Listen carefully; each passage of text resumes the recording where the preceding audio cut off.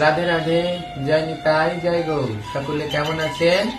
তো যারা খনার বচন বিশ্বাস করেন তারা অবশ্যই জেনে নিন কোন দিন জন্মগ্রহণ করলে সে কোন রকমের হয়, কোন দিন জন্মগ্রহণ করলে তার ভিতরে কোন রকমের স্বভাব এবং আচরণ দেখা দেয়। আমাদের শাস্ত্র অনুসারে আমাদের বার শুরু হয় রোববার থেকে। তো চলুন, রোববার জন্ম নিলে কি হয়, মা খনা কি বললেন। রবিবারে জন্ম হলে মা খনা বলে, ঈশ্বর বিশ্বাসী সে জ্যোতিষেতে বলে। জ্ঞানী আর বুদ্ধিমান রবিরই মতন, শাস্ত্রের বচন ইহা যেন সর্বজন।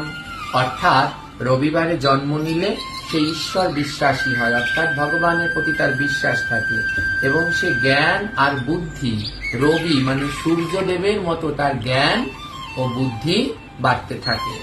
এবার চলুন, সোমবার দিন জন্মগ্রহণ করলে কি হয়।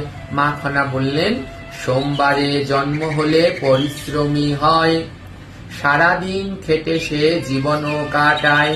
মেয়েদের সোমবারে জন্ম হলে অহংকার বৃদ্ধি পায়, মা খনা বলে।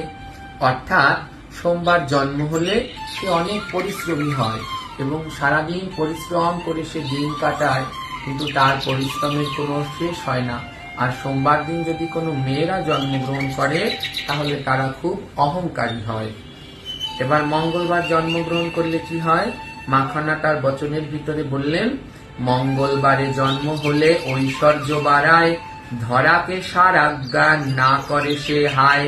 মঙ্গলবারে জন্ম হলে অতি কথা বলে, ক্রোধ তার বাড়ে দেখো দিনক্ষণা বলে। অর্থাৎ যিনি মঙ্গলবারে জন্মগ্রহণ করে তার ঐশ্বর্য, তার ঐশ্বর্য বাড়ে এবং সে ধরাকে সারাজ্ঞান করে না, সবসময় নিজেকে এক রাজকীয় ভাবের মধ্যে তিনি থাকতে পছন্দ করে। আর মঙ্গলবার জন্মগ্রহণ করলে সে অতিরিক্ত কথা বলে আর তার ভিতরে মাঝে মাঝে ক্রোধ দেখা যায়। এবার আসুন জেনে নেই বুধবারে জন্মগ্রহণ করলে কি হয়। গ্রন্থে মা খনা বললেন, বুধবারে জন্ম হলে সুখ বৃদ্ধি হয়, তার সঙ্গে ভূমি লাভ জানিবে নিশ্চয়। বুধবারে যদি কোনো বামা জন্ম লয়, লক্ষ্মীর কৃপা তার থাকিবে সদয়। অর্থাৎ যিনি বুধবারে জন্মগ্রহণ করে তিনি অধিক সুখী হন এবং তার অনেক ভূমি জায়গা জমি লাভ হয়। আর বামা অর্থাৎ কোনো নারী যদি বুধবারে জন্মগ্রহণ করে তাহলে মা লক্ষ্মীর কৃপা তার সাথে সদা সর্বদা থাকে। এবার জানি বৃহস্পতিবার জন্মগ্রহণ করলে কি হয়। বৃহস্পতিবারে জন্ম নিলে লক্ষ্মীমন্ত হয়, রাগ আর ক্রোধ ভরা জানিবে নিশ্চয়। বিদ্যা বুদ্ধি এদের সদা বাধা রয়, নিজের কারণে নিজেরা ধ্বংস হয়ে যায়। বৃহস্পতিবারে জন্ম নিলে সে লক্ষ্মীমন্ত হয়, কিন্তু তার ভিতরে অনেক রাগ এবং ক্রোধ থাকে। বিদ্যা বুদ্ধি বাধা থাকলেও নিজের কারণে ভুল সিদ্ধান্ত নিয়ে নিজের কারণে তারা নিজেরাই ধ্বংস হয়ে যায়। এবার জানি শুক্রবারে জন্মগ্রহণ করলে কি হয়। শুক্রবারে জন্ম নিলে দীর্ঘজীবী হয়, জ্ঞানী গুণী শাস্ত্রেতে পারদর্শী হয়। শুক্রবারে জন্ম নিলে না হয় সুখী, অন্যের জন্য খাটে তারা হয় বারোমুখী। শুক্রবারে জন্ম নিলে অভিমানী হয়, অভিমান করলে আর ভাঙানো না যায়।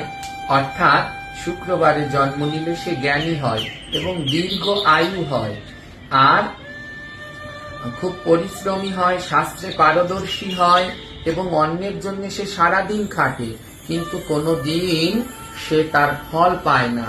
এবং শুক্রবারে জন্ম নিলে সে খুব অভিমানী হয়, একবার অভিমান করলে তার অভিমান আর ভাঙানো যায় না।